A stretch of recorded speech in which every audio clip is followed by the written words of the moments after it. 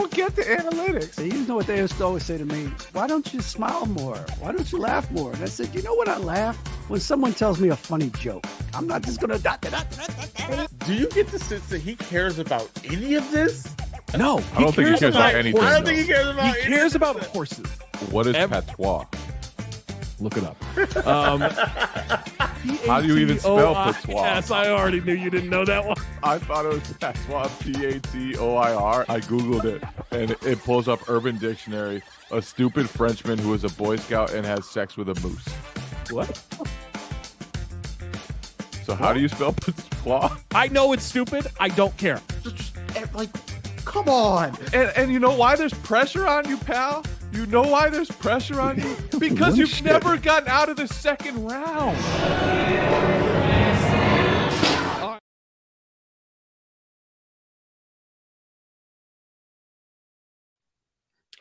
Wild game. Welcome to the Athletic NBA show. It's the Daily Ding live post game after the Eastern Conference Finals game 1. Miami Heat steal the first game, Mo, 123-116.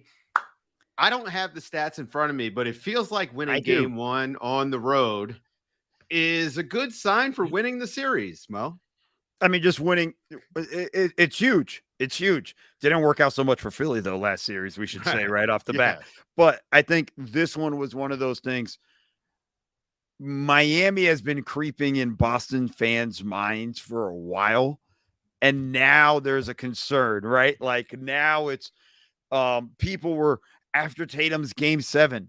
He's ready to roll. He's gonna go ballistic, and he was okay in this game. But again, it's all about the Heat. They are the tougher team in this series. It's shocking. And I think it's one of those things, you know, our guy Justin Rowan saying it in the chat. Culture and 6. Heat culture. They are just tough as hell, Dave. And Boston went on a run at the end of the second half, at the end of the first quarter, and made it, you know, a double-digit lead and just couldn't hang on. It's unbelievable. Yeah, well, let's just start at the beginning. How'd you like the way Boston started out? I mean, you know, Rob Williams was attacking the glass. They had 40 points in the paint in the first half. You know, it feels like if you're going to beat Miami, you need Rob Williams to outplay Bam Adebayo. And in the first half, I thought he did. Yeah, no, I mean, I thought they were the aggressor in the first half. I thought they were punching first. Like you said, 40 points in the paint. They had 6 offensive rebounds in the first half, and I want you to stay with me on that one. We're going to bring that up later. They were just doing a great job, and Williams was disrupting things and making a lot of actions there. But there was one thing there. It was a little bit down the stretch in that second quarter. They kind of let up. And I think those are the things you got to watch out for if you're Boston. It ended up being a 9-point lead when it should have been a double-digit lead. They led as much as by 13. You needed to be up 14 going into a half. They gave Miami a little bit of life. And Dave, we got to talk about that third quarter. Well, that third quarter, Miami starts the third down 9. They go on a 21-12 run to start the third to tie it up. Then they wind up finishing the quarter 46-25. They outscore the Celtics. Mo, this was it was great shot making, but it was excellent defense too. I mean, it was unbelievable shot making for the I mean, you know, listen, when you shoot 65% from the field, 66.7 from 3 on 9 3-point attempts. Yeah, we're going to call that great shot making with a lot of things, but they were playing faster. They were getting stuff out of transition in that quarter, 10 fast break points alone for the Heat. They started to push the pace there a little bit. They started to control the deal there. 9 fast break points. I'm looking at the numbers real quickly as we're going, folks. It's just impressive. And more importantly, no offensive rebounds for the Celtics in the third quarter. Managed to hold the Celtics to 25 points, and they were just solid, contesting and pushing everything they got there. I was impressed massively from the Heat in that quarter. Yeah, and Marcus Smart finished the first half with 10 assists, only 1 assist in the second half, and that was something. Cutting the playmaking water off for Marcus Smart was important because the second half, they also took Jayson Tatum out of the game. It was one of the things, you know, they kept talking about on the broadcast. Jayson Tatum not touching the ball enough. He only takes 5 shots down the stretch in the second half of this game. But before we get to Tatum, we got to talk about the star of the show, Jimmy Butler literally stole this game. He had 6 steals, including just some of the most acrobatic cross-court passes, just jumping up. Did they not see him, Mo? I mean, he's right there, and he snagged like 3 passes just by jumping. It was incredible sort of appropriate reception on his behalf. I think he has invisibility juice, and he turns kind of around. just turned it on at the last second, and here I am, and coming up with steals with all of those things. Jimmy was just a monster, man. Like, there's no other way to say it. You know, he's terrifying. That 3 he hit down the stretch in the fourth quarter as the shot clock was winding down, like, come on, man. Like, that's just unfair. But there were things that he was doing. He was doing a great job playmaking. Every time the Celtics helped off the strong side corner, he would find the pass. He had Caleb Martin for a big corner 3 when Smart came off of him. I mean, there's just a lot of plays there. This is who Jimmy Butler is, man. We joke about it, but playoff Jimmy is a thing. You know, I'm not going to say himmy. I hate that. But playoff Jimmy's a thing. And this is just, again, just more tape to the legend of playoff Jimmy. Yeah, Bam Adebayo had a good offensive game, 20 points, had 8 rebounds, 5 assists, 9 of 13 from the field. When he can make some shots, that's always important for Miami. But something that the Heat always seem to get at home, and, you know, it comes and goes on the road, but role players. Gabe Vincent, Max Strus, and Caleb Martin combined for 45 points in this game, Mo. That sort of production, it just, you add that production to any other playoff team, and instead of sitting home, maybe they're, you know, in the conference finals in either conference. How crazy is it that Spo is able to get this much out of these guys in this sort of high pressure moment? I mean, he's the best coach in the NBA. I don't think we know it at this point. It's almost just redundant to keep saying it, but I think it's just one thing that's matters, that's important, that probably won't get talked about enough.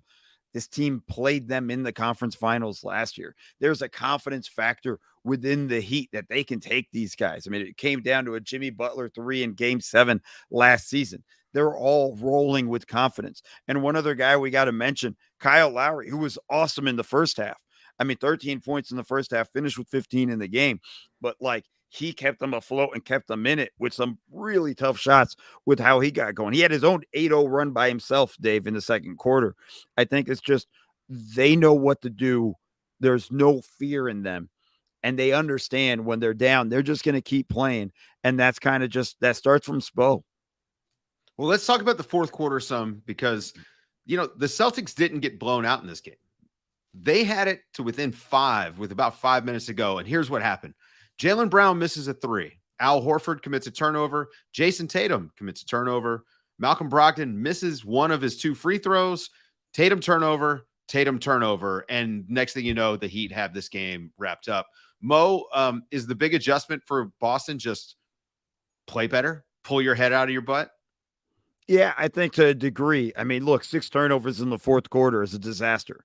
They finished with the same number of turnovers the Heat had. Both had 15, but having 6 in the fourth quarter to the Heat's 2. It's a big, I mean, that's the ball game right there, right? It's the number of possessions. It's the math game right there. More opportunities for the Heat to take advantage of them. And I think defensively, I'm sorry, they got to stop helping off the strong side corner. We saw it last series. We're seeing it again tonight. Strus had a big 3 in the third quarter off a Lowry assist, with Brogdon kind of helping off the strong side corner. You know, the Martin one we talked about. It's just not smart basketball in what they're doing.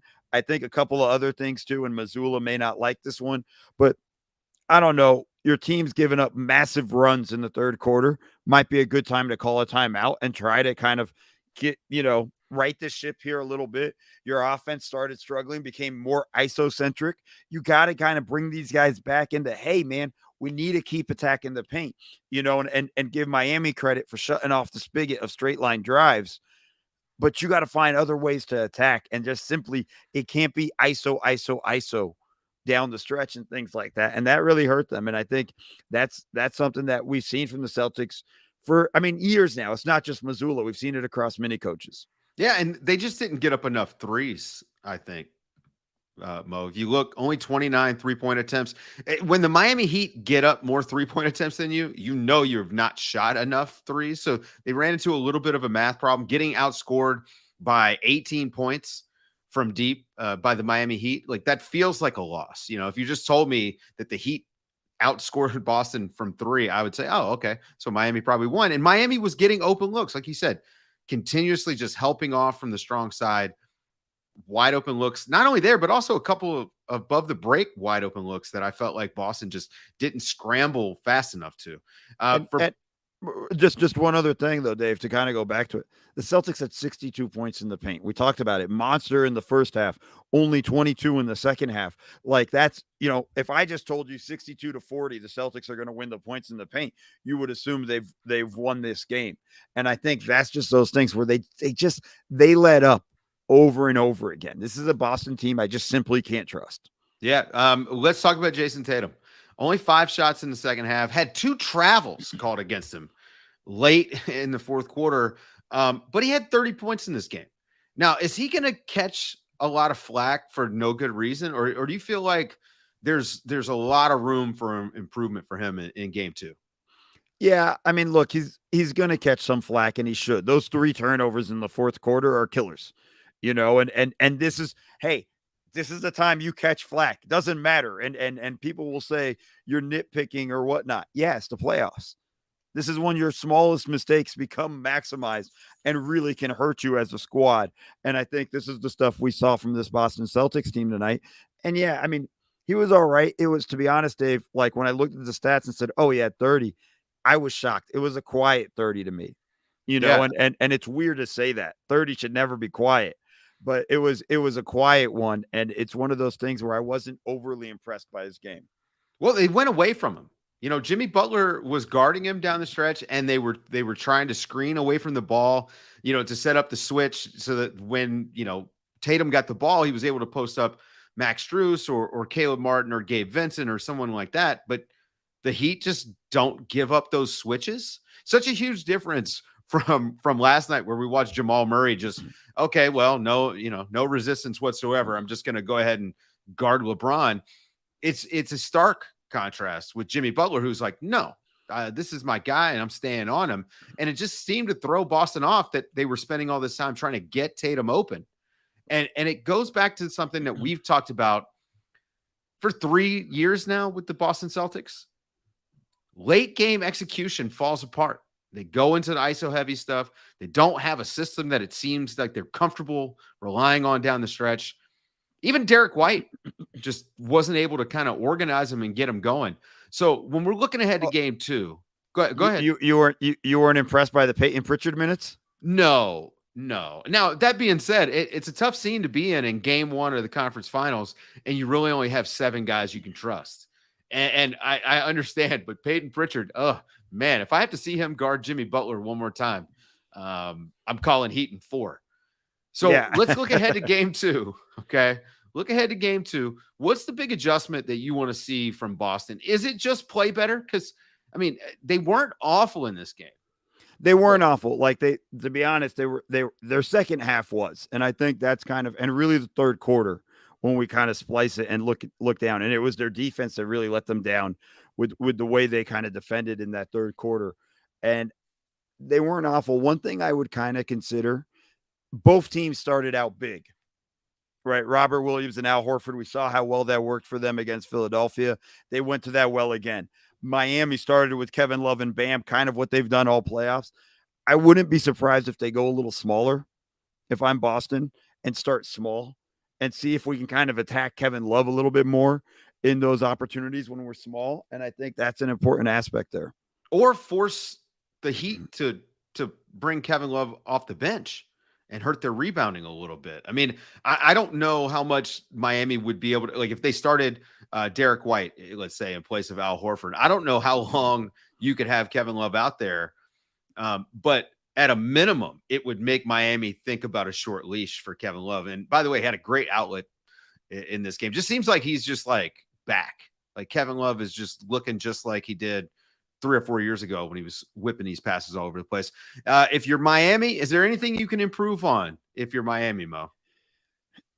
Yeah, I think it's just a matter of just staying solid and consistent. I like the way they defended in the second half. It's continuing that. It's the straight line drives. It's the one thing is they can't let up on the offensive glass. They cannot let the Celtics dominate the offensive glass, because that's, again, what really helped Boston build that lead in the first half. I think that's going to be an important thing to keep an eye on. So for them, I think it's about just staying vigilant with that. And the other thing, too, is we've seen it too many times in the playoffs this year.